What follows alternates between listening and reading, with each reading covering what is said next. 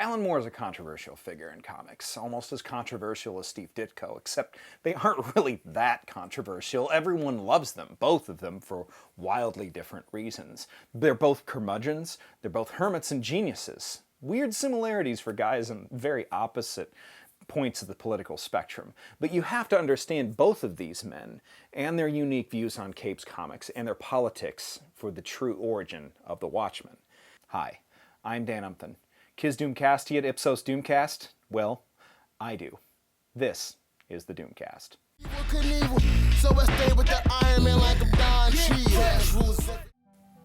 At a con in London in 1986, Alan Moore and Dave Gibbons sat down and discussed the Watchmen and what it meant, the process of its creation, in a panel with none other than Neil freaking Gaiman.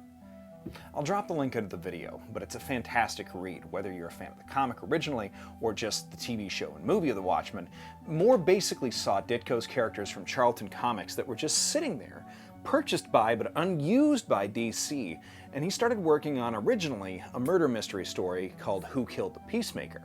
Yes, in case you didn't know it, The Watchmen was based on half a dozen characters that DC had purchased from a small independent comic publisher that had gone bankrupt earlier.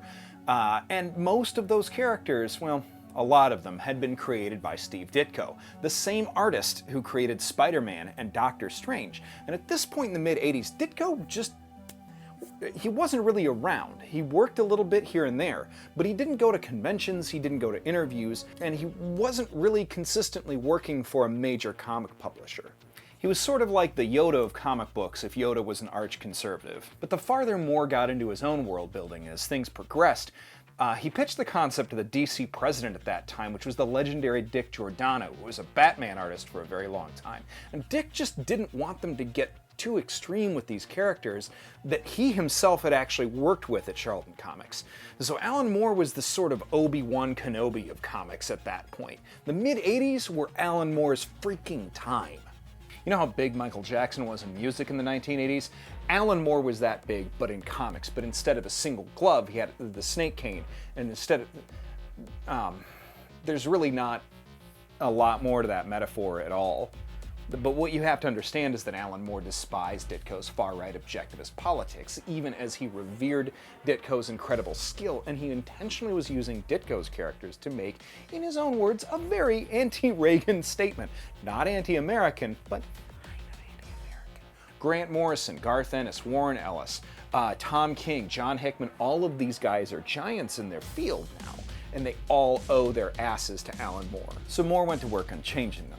Instead of Captain Atom, who was a Green Lantern pastiche to begin with, Moore created Dr. Manhattan, with way more expansive powers than Captain Atom had, over things at a molecular level. The Question became Rorschach, the Blue Beetle became Night Owl, Peacemaker became the comedian, Nightshade became Silk Spectre.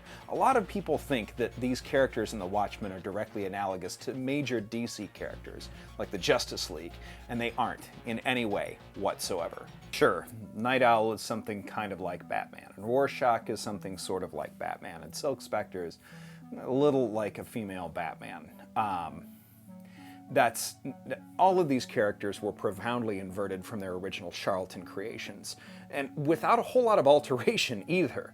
Ditko's creations especially were meant to be didactic, two-dimensional representations of his Randian objectivist libertarian ideals. Libertarianism, the Diet Coke of conservatism. Moore and Gibbons blended stories that they were working on for Challengers of the Unknown and Martian Manhunter into this final work. And yes, as notably as Moore has been opposed to the idea of film adaptation for any comics whatsoever, there in London in September of 1986 he announced that there was in fact a film adaptation optioned without a finished screenplay yet for The Watchmen. Of course, that's not hypocrisy, because this is probably the point at which Moore realizes that Hollywood is regurgitative garbage that's just going to digest whatever it is he'd created and shit it right back out. The most amazing thing is that The Watchmen got made in the first place.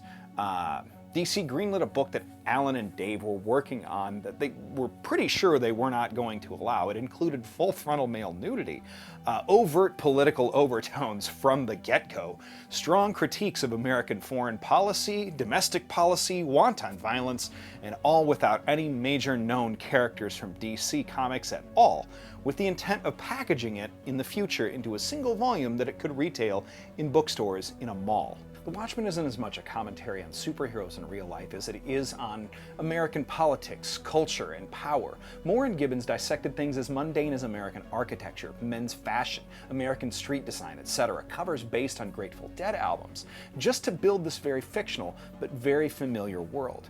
And while adaptations or continuations expand the universe that it's set in, even when they're very good, the original Watchmen is a shining example of the literary nature of comics, how it elevated two-dimensional characters heaped on a creative rubbish bin into what might be the defining literary work in comics in the 1980s.